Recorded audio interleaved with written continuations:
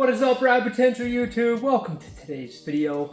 We're working on the 4-rotor, and behind my back is something that, honestly, I've wanted to install one of these super trick air filters since I've ever really known what like ITBs and a Millington Diamond Cosworth 4-cylinder engine is from a, like Mark II or Mark I Ford Escort that like all the cool rally guys in the UK and Ireland have. This is an ITG sausage air filter. It's very sausage-like, but this is what we're going to be using to filter all of the air coming in through the slide throttles on the 4-rotor FD street car.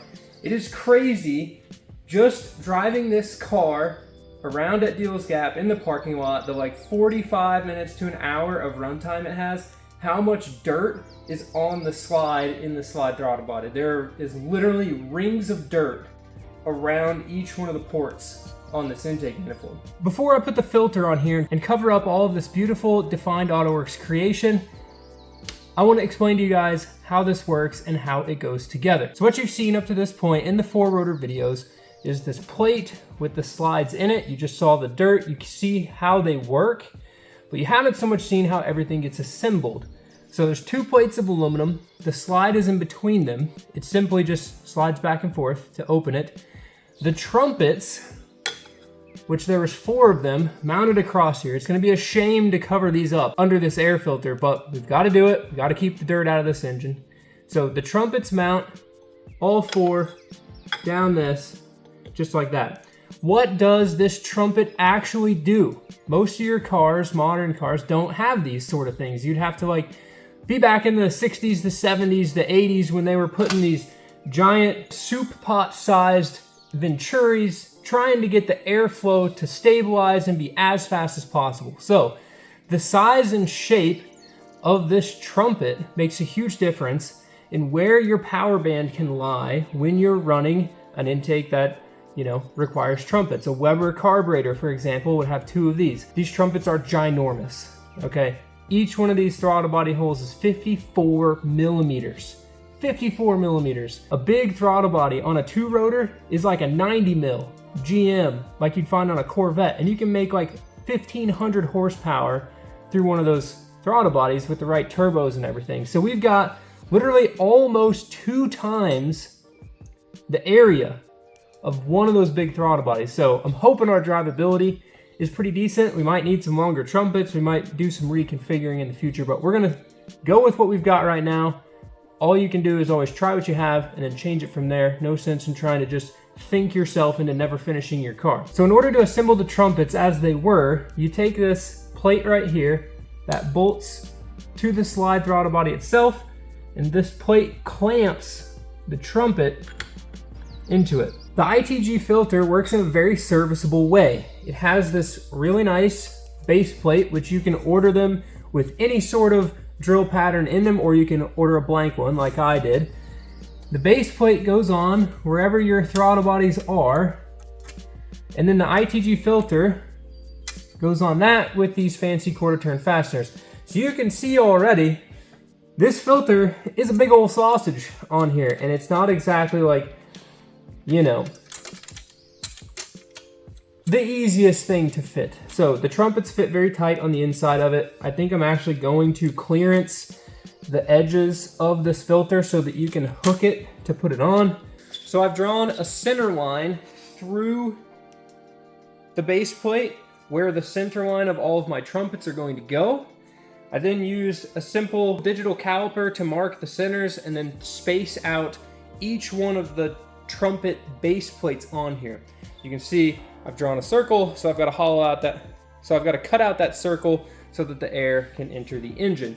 The interesting thing about how I'm going to set this one up is that I'm not going to mount this base plate directly to the slides. I'm actually going to mount the trumpet base plate behind the air filter base plate with the trumpet sticking through it, and then bolt everything down to the slides. What that's going to do is give me space for my TPS, my throttle cable return spring, the actual slide throttle cable bracket, and then all of the bolts that hold the slide throttle together. Not exactly the most user-friendly way to have to assemble this, But in theory, once all this is assembled, the base plate is on, the trumpets are on, you'll just be taking the filter off to service stuff, and then you can take the entire intake manifold off without having to remove this piece. So it becomes pretty serviceable.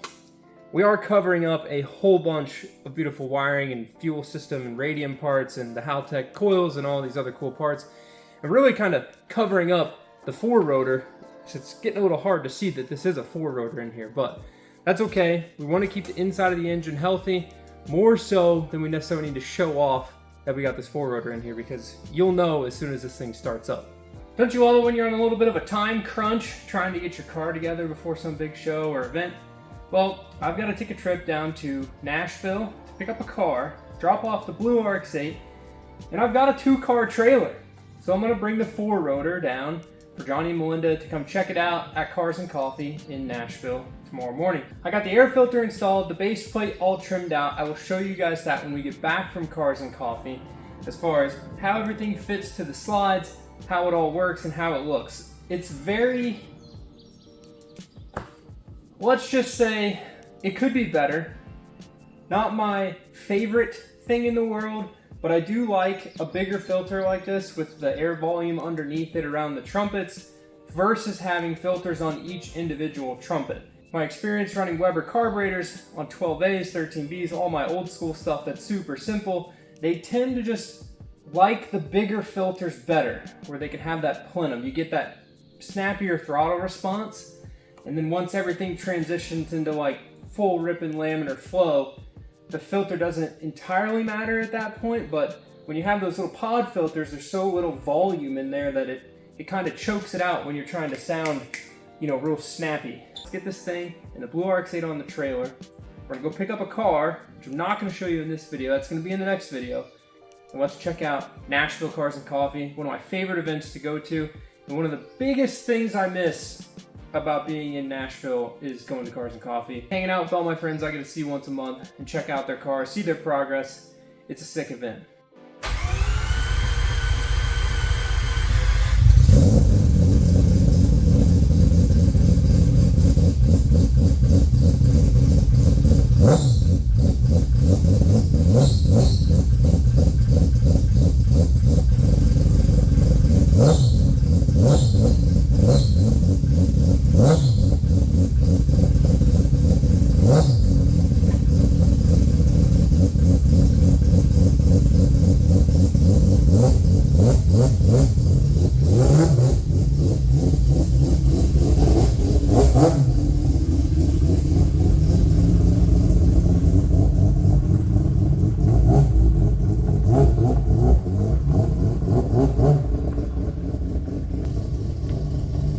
I mean, it has like a 1.25 ounces or so of premix in it, but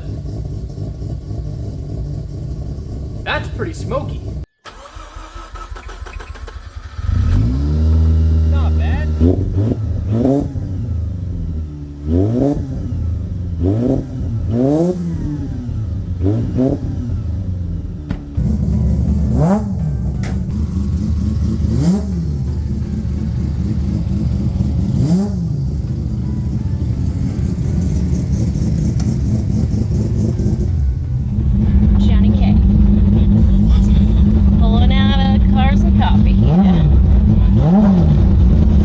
Making some people smile, made some kids clap. It's pretty cool.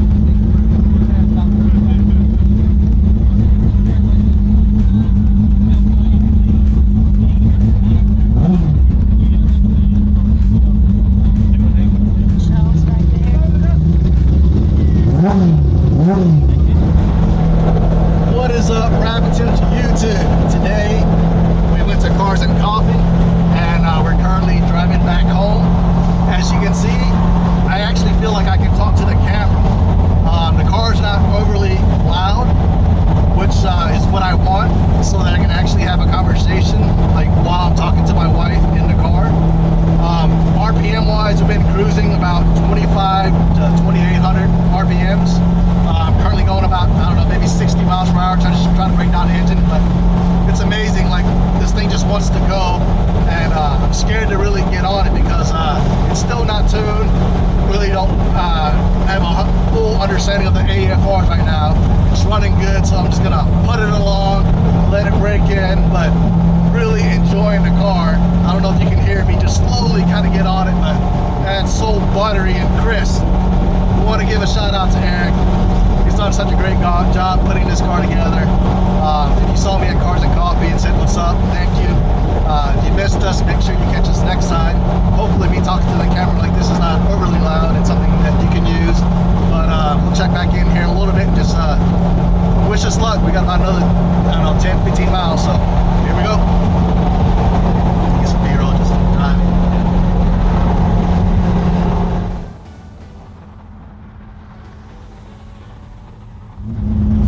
Well, all right, we made it off the interstate.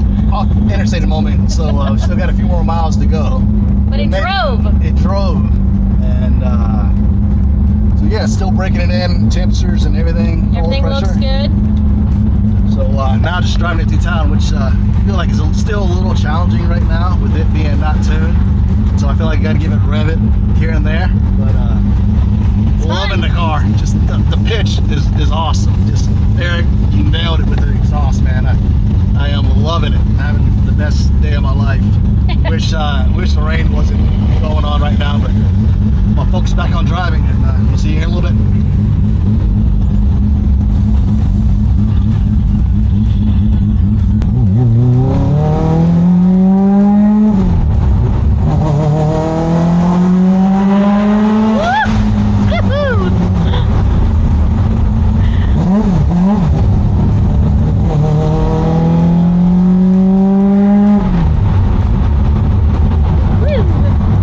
Still only hit 3,300 RPMs. That was the highest. Listen to it. She wants to go.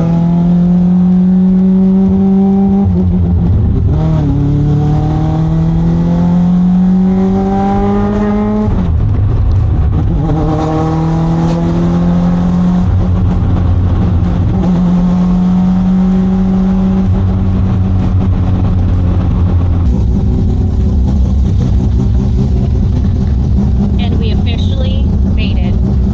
Made its first, 30-ish minute drive. So look at that. Thanks, Eric. Woo! Pretty happy. We made it. Everything was looking good the whole way. Yeah, now Pretty- let's get underneath there, make sure everything's still intact and not leaking, and then I'm gonna let Melinda drive. Let's go. Woo! What's about to go down there? Well, I guess I'll ask you, how was your first drive? It was amazing, and we made it here. Yeah, I got a phone call and I was like, oh no, they're stuck on the side of the road and I missed the exit, so I had to take the back way, so I wasn't going to be behind them. And he's like, we made it, all good. Make Yeah. sure when you back the trailer in, we can still get out. And I was like, that's the phone call I wanted to hear right there. Yeah, and we survived the rain. You know, I need some new windshield wipers. Yeah. But I spent all my money building this car and paying Eric to get it together, and so you know, I'm I can taking give donations. give you some complimentary windshield wipers. You know, maybe put some Rain X on there.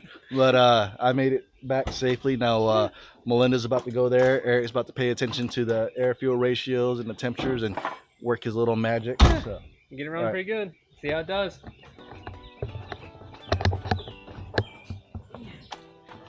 Hello. let's We're start. gonna do it. Buy an FD this. It'll be fun, they said. 6'4" guy. I don't have that problem. As I have the seat all the way forward. Opposite problem. She got to figure out what.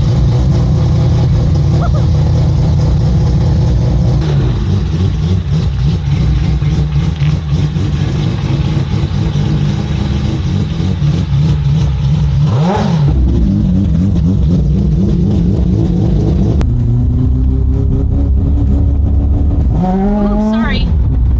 Woo! It's a little touchy. Yeah.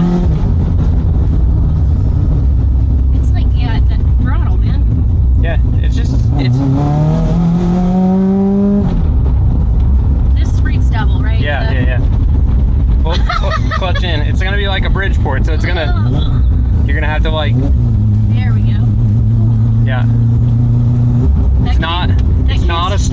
see. It's not. That kid's face was hysterical.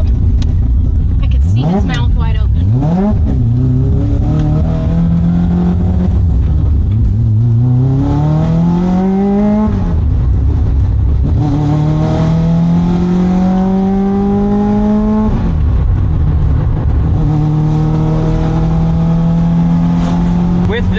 Slide throttle, it's not gonna like low RPM. No, it doesn't. So you're gonna have to accelerate and let off, and then accelerate and let off. Yeah. So like keeping just slight throttle, it's gonna hate that. It doesn't work.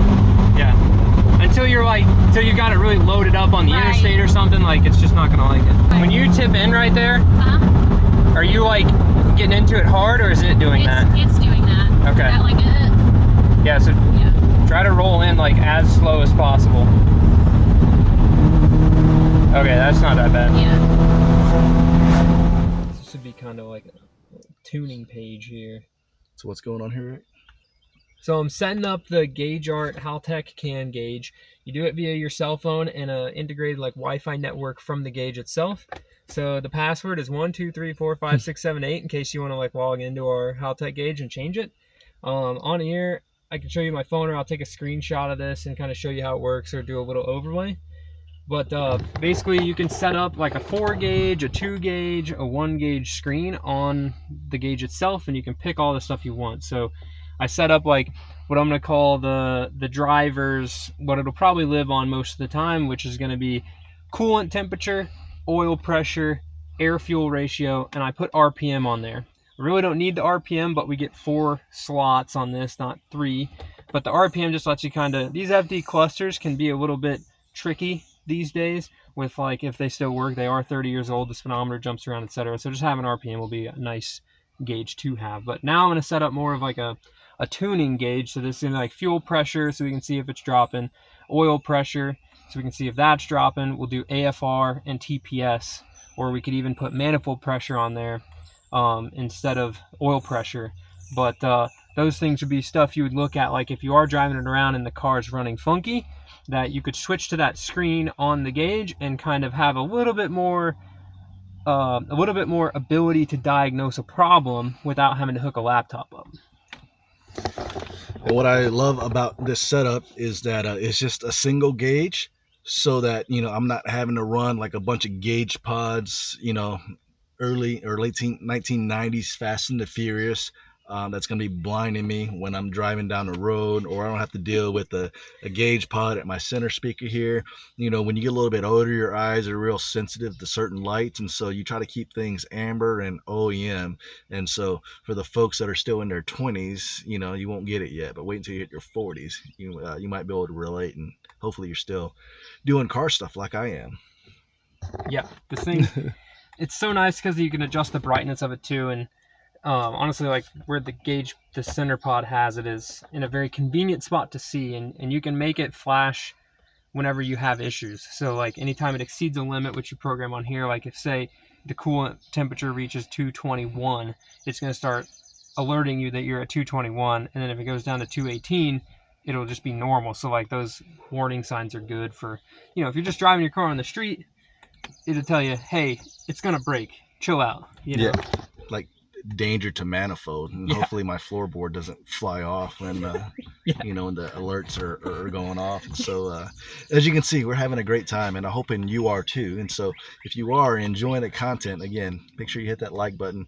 Go ahead and drop Eric a comment if you got any questions. And I know everyone is super excited about his RX-8 build and the hybrid motor and all of the good stuff, and I am too. I'm really interested to see how that shakes out, and you know, just in case in the future we want to do something something similar, you know, we'll let Eric be the guinea pig and figure it all out. And so Yeah, I'll break my stuff first. So you think we're almost set here, Eric? Yeah, I think we're good. So we're gonna try to pill around with this a little bit more, grab some lunch, and we'll let Eric drive it around, and that way he can look at the gauges and make sure everything's good to go. As we put in some braking miles, I think Eric, we probably might have put in 30 miles so far, and so got about 30. And the smoke is completely cleared up now. So we topped it off with fuel. We got 1 ounce per gallon ish, maybe a little bit lighter than 1 ounce per gallon of premix in it. But all the smoke's gone, which is a huge win. So I think it's just we had never gotten the exhaust very hot, so driving it for, what, 30 minutes back from Cars and Coffee, the whole exhaust can cook out all of its smells, and when I flooded it, the extra fuel that was in there and any oil and all of that stuff. So stoked that the smoke cleared up, though. Oh yeah, I'm gonna get back at it.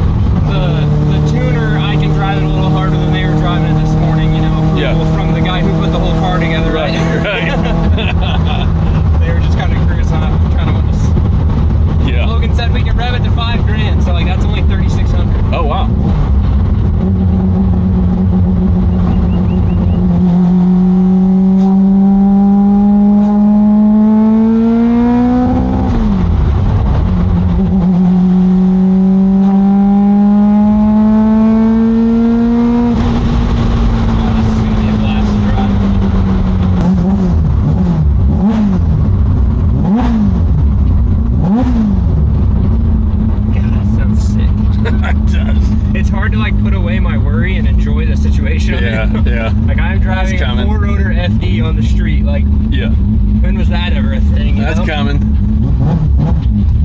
Whereas now I'm kind of like, I hope I don't blow it up.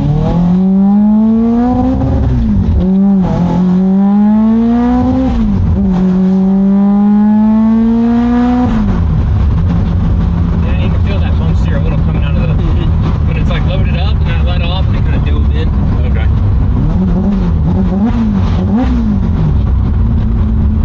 Little ricer flyby.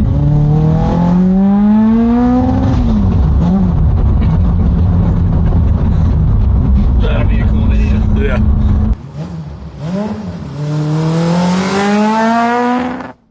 Back at the shop after a reasonably successful first test drive of the 4-rotor.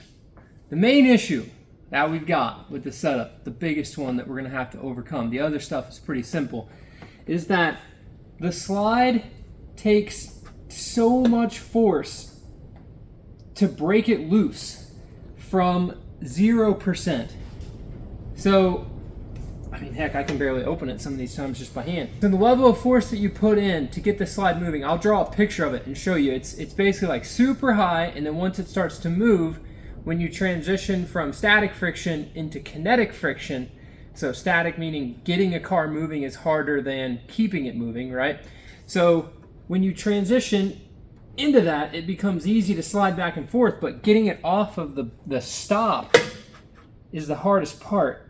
And literally, as you saw, me, Melinda, Johnny, we're all struggling to drive it. And the thing that's kind of a big detriment to the plans for this car. So the car is a street car, right? Not trying to make unlimited horsepower. We're not trying to make the maximum amount of horsepower that this four-rotor can put out, which might be contrary to most project car people's beliefs. But what we want, and I think is a totally different feat to accomplish with a different level of respect, is we want a car that is very drivable on the street.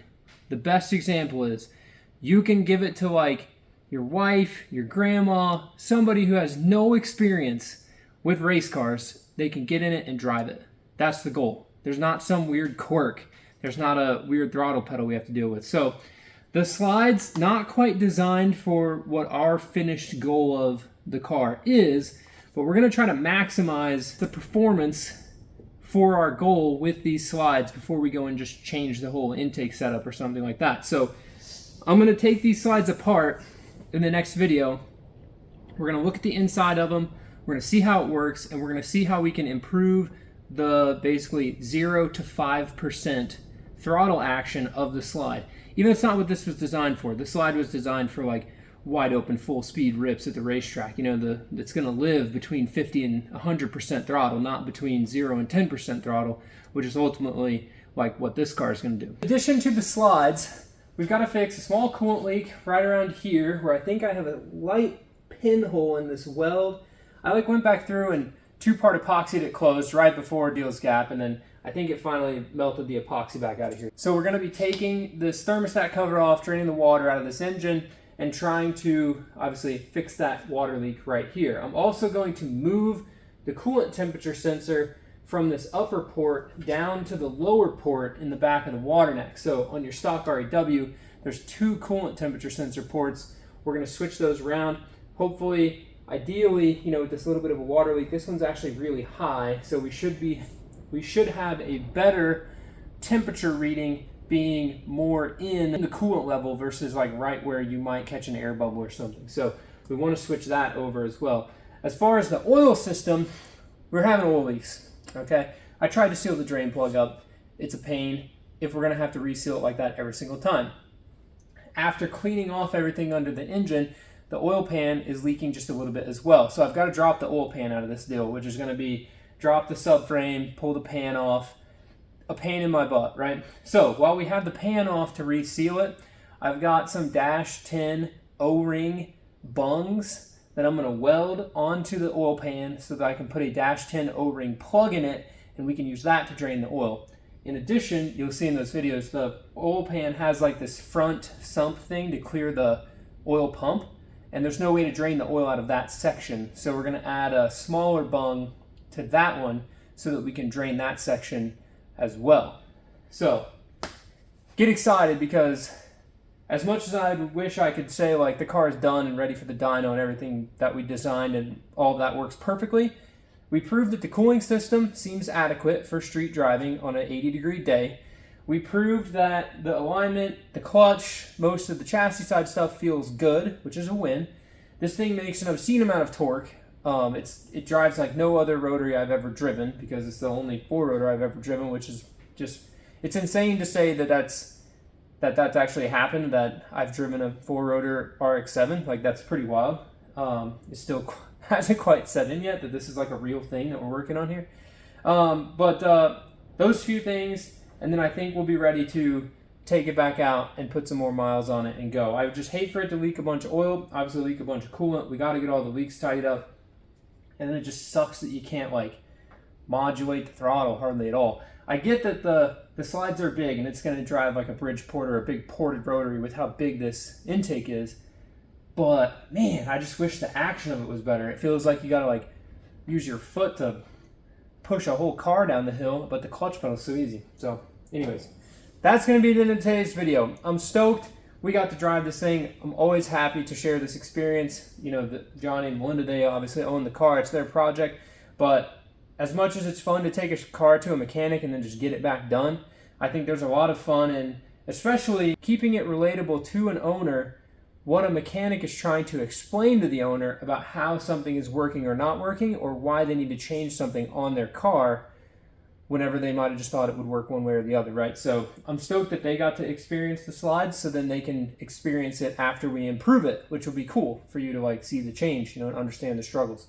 So with that, thank you guys so much for watching. Drop any questions in the comments below. I had some rad potential t-shirts. They're on the Patreon. I don't have too many of them left. So if you want to go support on the Patreon, go check that out. You have the opportunity to buy a t-shirt if you go over there. Sold a bunch of them already, so I'm super pumped and always thankful for the patrons' support.